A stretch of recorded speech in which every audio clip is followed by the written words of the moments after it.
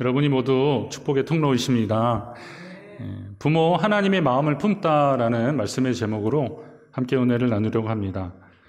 가정의 달 5월 중에 8일은 어버이날로 지키고 있습니다. 제가 그 어버이날 유래를 한번 찾아보니까 그 시작은 어머니날이었습니다.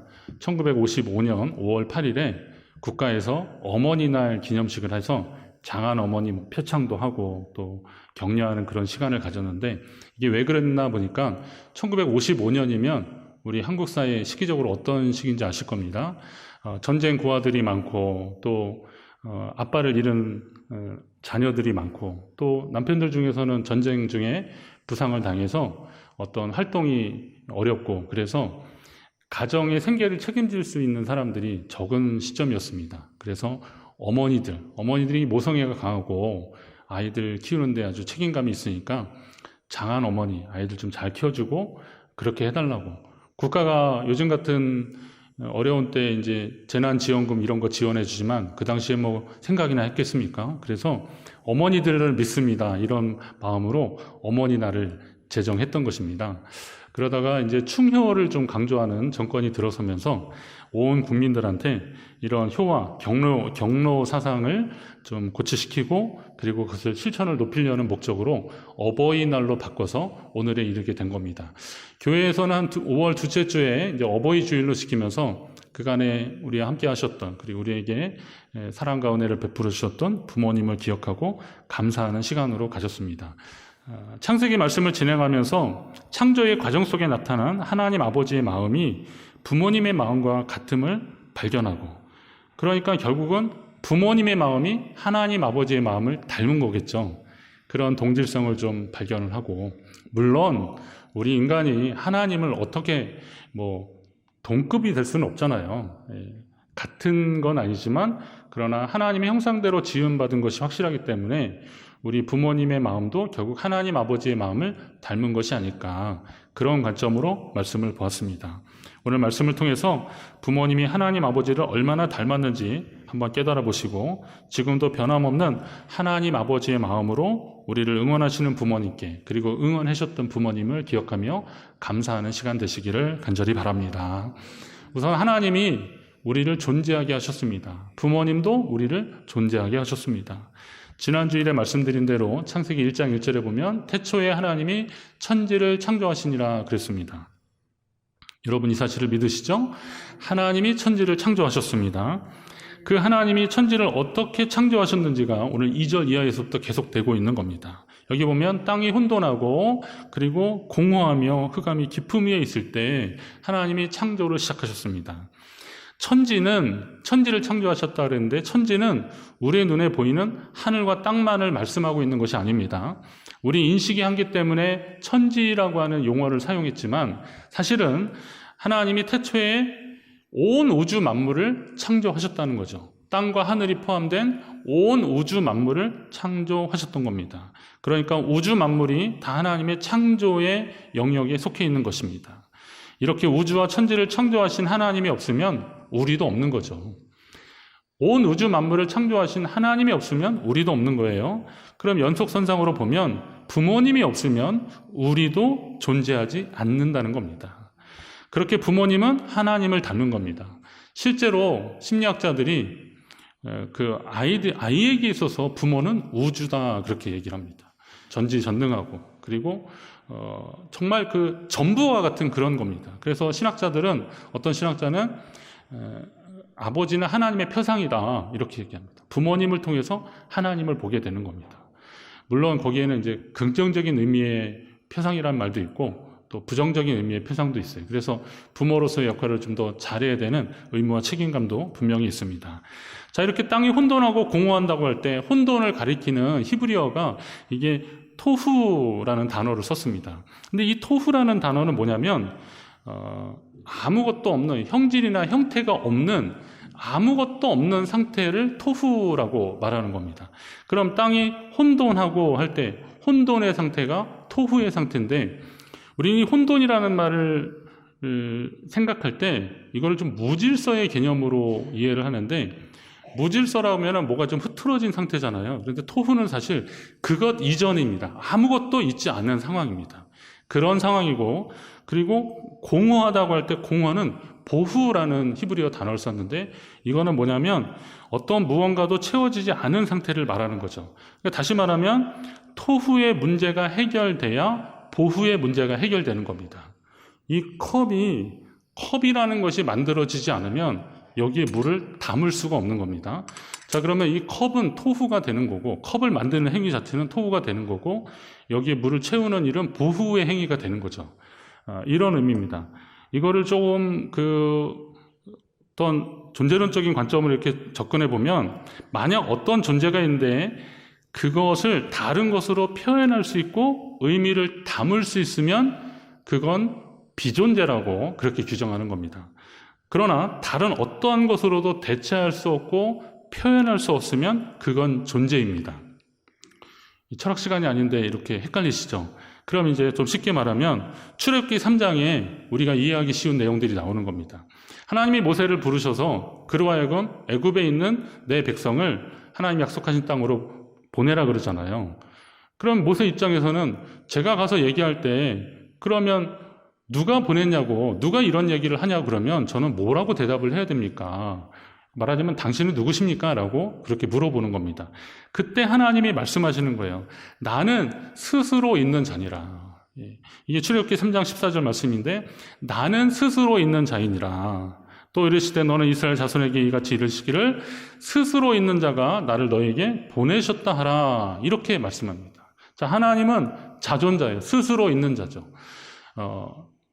누군가에 의해서 만들어지고 채워지는 것은 아까 말한 대로 비존재지만 하나님은 존재 그 자체고 다른 것으로 대체할 수 없는 분이 바로 하나님이시라는 겁니다. 그러니까 그분이 없으면 비존재인 우리도 없는 거죠. 이걸 이제 부모님께 한번 적용을 시켜보십시오. 자, 부모님이 없으면 누구도 없다? 나도 없다. 예. 그럼 오늘 자녀들한테 가서 말씀하십시오. 야, 내가 없으면 너도 없다. 원래 그렇게 말씀하시죠, 주로? 예. 그렇죠. 내가 없으면 너도 없다. 이러는 겁니다. 이건 이제 나와 너의 개념으로 말하면 철학적으로 또 발전된 개념이 나와 너가 있는데, 그냥 부모님 입장에서 편하게 말씀하셔도 돼요. 내가 없으면 너도 없다. 그러나 결국 나도 하나님으로부터 비롯되었어요. 그러니까 우리는 결국 다 하나님께로부터 비롯된 것이 맞는데, 부모님이 없으면 우리도 없다는 거예요. 아무리 생명과학이 발달해서 피조물인 인간이 하나님의 창조 영역에 도전하고 있는 것이 요즘 현실이지만 인간은 스스로 존재할 수 없는 비존재입니다. 마찬가지로 부모님 없는 인생은 없는 겁니다. 그렇다면 하나님을 닮은 부모님은 곧 여러분의 생명의 시작이라는 사실도 기억하시기 바랍니다. 여러분의 그 부모님께 더 감사하시기 바랍니다. 어김없이 이렇게 말씀하시니까 내가 부모인데 감사를 받아야 할 생각만 하시더라고요. 자, 여러분은 부모가 없으십니까? 자, 그 부모님을 기억해서 좀 소환하셔서 더 감사하시기 바랍니다. 그 부모님으로 인해서 여러분이 존재 가능하다는 것이죠.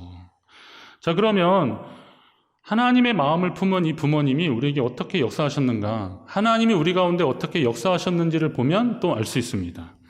하나님의 창조가 계속되고 있는데요. 혼돈과 공허 가운데 하나님이 만물을 창조하실 때 가장 먼저 하신 일이 뭐냐? 빛이 있으라입니다. 빛이 있으라. 빛이 있으라. 이 빛은 하나님의 속성을 말하는 겁니다. 하나님이 가장 하나님을 닮은 것을 이 땅에 허락하셨는데 그게 뭐냐면 빛이라는 거죠. 근데 이 빛은 해와 달이 말하는 그 해와 달의 빛하고는 전혀 다른 겁니다. 예를 들면 이제 달빛 같은 경우는 햇빛을 비춰줘서 우리에게 오는 거잖아요. 햇빛도 뭐 스스로 태양도 열을 낸다고 하지만 그것을 만드신 분이 있기 때문에 그 빛도 원형의 빛은 아닌 겁니다.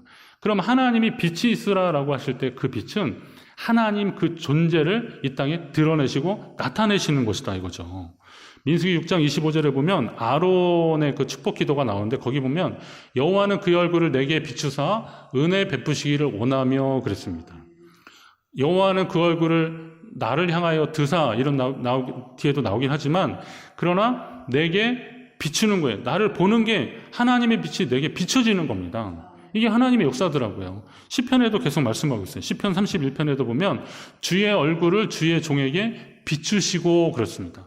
하나님과 내가 얼굴을 맞닥뜨리면 사실 그러면 이제 모세의 경우로 보면 이거 죽을 수도 있는 거예요. 근데 그만큼 하나님이 우리를 향하시면 그 빛이 우리 가운데 임하게 되는 겁니다. 여러분 이 자리에 하나님의 빛이 임하신 줄로 믿습니다. 저 인공적으로 비춰진 빛 말고 하나님이 우리의 예배를 통해서 이 자리에 임재하신다면 우리는 그 빛 가운데 있다는 사실을 여러분 믿으시기 바랍니다. 우리가 마땅히 하나님의 말씀의 빛 가운데 살아가야 하지만 또 하나님의 빛은 우리 인생 가운데 다가오시면서 먼저 손을 내미시더라고요. 모든 사람이 죄를 범해서 하나님의 영광에 이르지 못할 때도 하나님은 먼저 우리 가운데 찾아오시는 거예요. 그 빛 가운데 나가야 되는데 그 나가지 못하고 주저하고 망설일 때 우리 가운데 찾아오시는 것이 빛 대신 하나님의 성품이고 속성이더라고요. 그러면 이건 또 뭘 의미하냐면 우리 부모님들도 그러시더라고요. 하나님의 성품을 닮은 부모님들이 우리 인생 가운데 그렇게 다가오시더라고요. 부모는 자녀가 어려울 때 외면하지 않더라고요. 부모님들은 자녀가 어려울 때 더 걱정하고 외면하지 않아요. 자기 재산의 절반을 탕진하고 돌아오는 아들이 부끄럽지 않도록 멀리에서부터 달려가 끌어안고 입을 맞추고 그를 위해서 잔치를 베푸는 게 이게 하나님 아버지의 마음이더라고요. 누가 보면 탕자에 비유해서 바로 그런 것 아니겠습니까? 주인의 상에 떨어지는 그것을 주워 먹는 개가 되는 그 비유의 주인공이 되더라도 귀신 들린 내 딸을 고쳐달라고 말하는 수로보니게 여인의 그 마음이 그게 하나님 마음을 품은 부모의 마음인 겁니다. 유대인들에게 있어서 기도가 그거였었잖아요. 이방인과 개로 태어나지 않은 거 감사하다고 그랬잖아요. 그만큼 모욕적인 이름이에요. 수로보니게 지역이 사실 유대 지역에서 벗어났기 때문에 이방인 취급을 받고 원래는 그러지 않았는데 이제 그런 취급을 받았던 지역인데 그러다 보니까 자녀의 떡을 개에게 주는 것이 옳지 않다라고 예수님 그냥 비유로 말씀하시니까 개도 자녀의 상에서 떨어지는 거 먹지 않습니까? 비록 우리가 이쪽 지역에 있더라도 주님 은혜를 사모하니까 제발 저 귀신 들린 내 딸을 고쳐달라고 예수님께 그렇게 얘기한 이 스로보니게 여인의 이 믿음, 주님 그 여인의 믿음을 보시고 그 딸을 고쳐주시잖아요. 이게 외면하지 않는 부모의 마음, 하나님을 닮은 부모의 마음입니다. 그리고 성도가 하나님의 빛 가운데 살고 있는 것처럼 우리는 누구나 부모님의 빛 가운데 살고 있다는 것을 아셔야 됩니다. 하나님의 빛이 비교가 불가능하잖아요. 하나님의 빛은 빛의 원형이기 때문에 다른 거하고는 비교가 불가한 겁니다. 하나님은 빛의 원형이기 때문에 이걸 비교할 수 없는 거예요. 그럼 하나님의 성품을 닮은 부모님도 비교하면 안 되는 거예요. 그런데 어리석은 사람들은 자꾸 자기 부모를 다른 부모하고 비교하기 시작해요. 우리 집도 이랬으면 좋겠다. 우리 부모님이 좀 이랬으면 좋겠다. 라고 하는 겁니다. 그런 거를 아시는지 모르시는지 그래도 부모님은 또 그 자녀를 품고 그 자녀를 위해서 최선을 다해 주시는 게 하나님의 마음을 품은 부모의 마음이더라고요. 그런데 자기 부모를 비교하고 평가하는 혹시 자녀들 보신다면 꼭 알려주십시오. 부모님은 비교할 수 없는 빛이라고, 하나님을 닮은 빛이라고 말씀하십시오. 우리가 어려운 가운데도 하나님을 원망하면 안 되듯이 혹시 인생의 어둠으로 인해서 부모를 원망해서는 안 되는 겁니다. 혹시 우리 인생에 들여오진 어둠은 부모님의 마음과는 상관이 없는 자기 몫의 숙제와 같은 것이지, 그건 내가 극복해야 되는 것이지 누구 때문에 더 쉬워지고 누구 때문에 더 어려워지고 그런 것은 절대 아니라는 거죠. 자, 이럼에도 불구하고 부모님은 외면하지 않고 인생의 어둠을 벗어나려고 애쓰는 자녀들을 끌어안고 그리고 그들을 격려해주고 때로는 내 탓이라고 미안하다고 그렇게 말씀하시더라고요. 저도 목회하면서 이제 꾸준히 공부도 하고 계속 했기 때문에 사실 이렇게 좀 어려운 상황들이 계속 이렇게 반복적으로 일어나고 있어요. 지나고 나서 보면. 그럴 때 저희 어머니가 저한테 하시는 말씀이 계속 그거예요. 도와주지 못해서 미안하다고 그러시더라고요. 힘이 되어주지 못해서 미안하다고 그러더라고요. 애들 키우느라고 힘든데 내가 더 못 도와줘서 미안하다고 막 그러시더라고요. 저는 그런 말씀을 들으면서 이렇게 말씀하실 건 아닌데 저를 위해서 기도해 주시고 품어주시고 키워주셨는데 그게 얼마나 감사한데. 제가 FM 장학금 받으면서 학교 졸업한 거 말씀드렸나요? FM 장학금이 뭔지 아시죠? Father and Mother. 그래가지고 제가 공부를 1등을 못해가지고 그냥 부모님이 주시는 것만 가지고 그러니까 4년 내내 어디서 뭐 조금 이렇게 주신 건 있었는데 하여튼 거의 뭐 부모님이 제 학비를 다 대주셨어요. 너무 감사했죠. 그거 없으면 어떻게 제가 학교를 다닐 수 있었겠고 그렇겠습니까? 그런 거죠. 그리고 또 부모님이 말씀하실 때 그런 거죠. 항상 미안한 거죠. 아들을 위해서 뭐 특별히 해준 게 없어서 미안하다고 그러는 겁니다. 그런 말씀할 때마다 제 가슴이 뭉클하는 거죠. 그러실 거 없는데. 저를 위해서 기도해 주시고 함께 하셨는데 그것만 해도 감사한데 저는 그런 말씀을 들을 때마다 더 큰 빛을 발견하게 되는 겁니다. 그 빛이 언제나 제 삶에 함께하고 있음을 저는 깨달았습니다. 하나님이 우리와 늘 함께 하시듯이 부모님이라는 빛은 우리가 인생 사는 가운데 낮이나 밤이나 함께 하신다는 사실을 기억하시고 여러분이 그 빛 가운데 있음에 감사하시고 때로는 하나님의 하나님의 성품을 닮은 그 빛이 되시기를 주의 이름으로 축원합니다. 그럼 하나님이 빛을 창조하시고 그리고 빛을 낮이라고 하시고 그리고 어둠을 밤이라고 하셨잖아요. 이거는 하나님이 구분해 놓으신 거예요. 낮과 밤을 구분해 놓으셨고 그리고 그것을 저녁이 되고 아침이 되니 그게 하루라고 하잖아요. 하루를 우리에게 주신 거예요. 그러니까 이 하루는 어느 게 더 선하고 어느 게 더 악하고 그런 것이 없다는 겁니다. 여러분 혹시 낮이 좋으십니까? 밤이 좋으십니까? 낮이 좋아요? 밤이 좋아요? 죄송하지만 저는 밤이 좋습니다. 밤에 잠을 자는데 너무 좋아요. 저는 잠잘 때 너무 행복합니다. 나 이제 드디어 자는구나. 저는 한 1분 안에 잠들기 때문에 아내가 신기하다고 막 그럴 정도예요. 왜요? 1분 1초가 아까운 거예요. 제게 주어진 이 잠자는 시간이 너무 소중하고 그래서. 자, 그런데 낮이고 밤이고 다 소중한 거예요. 하나님은 낮과 밤을 빛과 어둠의 빛이 있는 것을 낮이라 그랬고 어둠을 밤이라고 해서 구분을 해놓으신 거지 어느 것이 선하고 어느 게 악한 것이 아니라는 거예요. 그럼 다시 말해서 낮은 어떤 시간이냐? 우리가 일하는 시간이 낮은 겁니다. 열심히 하나님이 부르신 목적을 따라서 내게 주어진 어떤 사명을 가지고 아니면 내가 마땅히 할 일들을 열심히 하는 시간들이 그게 낮은 겁니다. 혹시 뭐 경찰관, 소방관, 뭐 의사, 간호사 요즘 고생들 많으시는데 이런 분들이 혹시 캄캄한 밤에 일하더라도 그분들이 일하신다면 그분들에게는 그 시간이 낮이 되는 거예요. 하나님이 허락하신 낮이 되는 거고 그럼 밤은 어떤 시간이냐? 그렇게 열심히 일하는 사람들이 하나님 안에서 안식을 얻는 시간들이 밤이 되는 거예요. 그러니까 저는 그 밤을 좋아한다는 거예요. 그러니까 잘 들으셔야 돼요. 저는 그 밤이 너무 행복하고 좋아요. 잠을 자는데 하나님 안에서 안식할 수 있는 이 밤. 하나님은 낮과 밤을 구분해 놓으셨지 이게 어느 게 선하다 어느 게 나쁘다 구별하지 않으셨다는 것을 그리고 우리에게 하루를 다 주셨음을 여러분이 잘 기억하신다면 오늘 우리가 하나님 안에서 어떻게 살아가셔야 되는지를 알 수 있는 겁니다. 우리의 부모님들이 그렇게 성실하게 하루를 알차게 보내시려고 했던 것은 우리에게 낮과 밤을 통해서 하루를 온전히 허락하신 하나님 아버지의 마음을 실천하신 겁니다. 그 부지런함을 실천하신 겁니다. 그러면 성도는 이 시간을 잘 구별할 줄 알아야 된다는 거죠.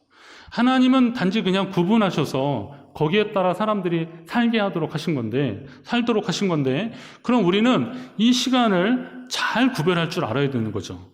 하지만 어떤 사람들은 일해야 하는 낮에 일하지 않고 열심히 일한 사람들에게 허락된 이 휴식의 밤을 쾌락의 밤으로 자기들의 밤으로 인간적인 탐욕의 밤으로 보낸다면 그건 우리가 밤 하면 생각하는 어둠 하면 생각하는 부정적 의미에서의 밤이 돼버리는 겁니다. 그건 하나님의 뜻이 아닌 겁니다. 이 밤은 요즘 무슨 밤문화 무슨 문화 막 이런 얘기 나오는데요. 이 밤은 하나님이 우리에게 주신 안식과 같은 휴식과 같은 것인데 우리의 죄와 탐욕으로 인해서 이 밤이 부정적인 의미의 어둠의 밤이 되어버리고 마는 거예요. 그건 하나님이 우리에게 주신 소중한 시간을 구별하지 못한 겁니다. 거룩한 하나님의 백성이 아니라는 겁니다. 하나님이 이스라엘 백성들을 내가 너를 지명하여 불렀다 그러셨잖아요. 이스라엘 백성들에게 내가 너를 지명해서 이사야 43장에 보면 지명하여 불렀으니 너는 내 것이라고 하신 것은 모든 열방 민족 가운데 하나님이 이스라엘 민족을 부르셨다는 것은 그들을 구별해서 부르신 거예요. 거룩한 백성으로. 그러면 오늘 예수 그리스도를 영접하고 하나님의 자녀된 우리를 부르신 하나님이 우리에게 요구하신 게 뭐겠습니까? 낮과 밤에 있어서의 하나님이 주신 이 하루를 구별하여서 살아가는 거룩한 백성으로 살아가라는 것입니다. 이어서 말한다면 어떤 분이 그러더라고요. 하나님이 왜 밤을 창조하셨을까요? 이건 밤을 하나님이 창조하셨다고 보는 게 아니에요. 구분하신 거예요. 하루를 중에서 구분을 하신 겁니다. 그럼 이 어둠은 우리가 생각하는 부정적인 의미에서 이 어둠이 지배하는 이 밤은 뭐냐? 빛의 부재에서 오는 거예요. 하나님이 없으면, 그 빛이 없으면 어둠이 돼버리는 거죠. 그 빛이 사라지는데 그게 어둠이 아니고 뭐겠습니까? 그럼 우리 인생에서도 인간적인 의미의 부정적인 의미로서의 어둠은 언제 찾아오는 거예요?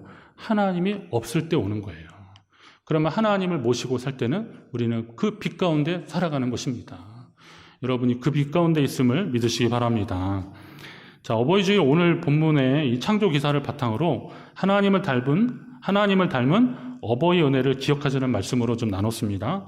결혼 주례할 때 보면 창세기 2장의 말씀 있잖아요. 남자가 부모를 떠나 그의 아내와 합하여 둘이 한 몸을 이룰지로다. 사실 이 말씀은 저도 주례하면서 많이 인용하는데 이게 원가족, 부모님 있는 원가족에서 정서적으로 좀 건강한 분리를 해서 그 둘이 한 몸이 되어서 또 다른 원가족을 형성하면서 건강하게 세워져 가라라고 하는 그런 의미를 이 말씀을 인용하는데 이 앞에 부분을 너무 많이 적용시켜요. 부모를 떠나. 그러니까 결혼하면 부모하고는 완전히 그냥 뭐 어버이날이나 이런 때는 모르겠지만 부모하고는 이제 나는 완전히 독립된 자아로 이렇게 살아가려고 한다면 그거는 조금 생각해 보셔야 됩니다. 사실 그럴 수가 없거든요. 정서적으로 그럴 수가 없어요. 그럼 오늘 말씀을 다시 한번 생각해 보신다면 레위기 19장에 보면 이런 말씀이 있어요. 너희 각 사람은 부모를 경외하고 나의 안식일을 지키라. 그렇게 말씀하는데 이게 병행 구조로 되어 있는 겁니다. 그러니까 이게 의미로 본다면 병행이에요. 부모를 경외하는 거하고 나의 안식일을 지키는 거하고 이렇게 같은 급으로 하나님이 놓으셨다는 게 무슨 의미겠어요? 부모 경외하는 거 하나님 섬기는 급으로 그렇게 소중히 여기라는 거예요. 안식일, 이거 하나님 경외하는 마음에서 우러러 나오는 안식일 규정들이잖아요. 이 명령을 지키는 것처럼 부모를 그렇게 섬기라는 겁니다. 그러니까 부모 경외하는 거하고 하나님 섬기는 것은 비슷하게 아니면 거의 동급으로 하나님이 끌어올려 주셨던 것이죠. 이게 성경의 기본 정신이에요. 왜 그랬을까요? 생각해보면 오늘 말씀을 나눈 것처럼 부모는 하나님의 마음을 품었기 때문입니다. 한번 따라하겠습니다. 부모, 하나님의 마음을 품었다. 자, 이 정도 되시면 이제 여러분들은 어떻게 하셔야겠습니까? 자녀들한테 내가 하나님을 닮았으니까 잘해라 이렇게 하셔야겠어요? 이제 더 어떻게 하셔야 돼요? 내가 하나님의 마음을 품고 너를 위해 기도하겠다라고 하셔야 되는 겁니다. 자, 부모님 계신 분들한테는 하나님의 마음을 품은 부모님께 더 잘하셔야 되는 거고 또 육신의 부모님 돌아가셨고 또 자녀들이 있다면 그렇게 하셔야 되죠. 자, 내가 하나님의 마음을 품었으니 내가 하나님의 마음으로 너를 위해 응원하고 기도해 주겠다. 더 좋은 부모 되기 위해서 애쓰시기를 간절히 바랍니다. 아직 부모가 되지 못한 분이라도 부모 없는 분은 없지 않습니까? 부모 없는 분은 없어요. 그렇다면 하나님 경외하는 것만큼이나 부모님 경외를 실천하시고 또 돌아가셨다면 그 부모님이 돌아가셨다면 그 아쉬운 것만큼이나 내가 더 좋은 부모로서 더 영향력 있고 신앙적으로 영향력 있는 좋은 부모로서의 삶을 다짐하며 여러분의 가정들이 믿음의 가정으로 더 든든히 서가시기를 주의 이름으로 축원합니다.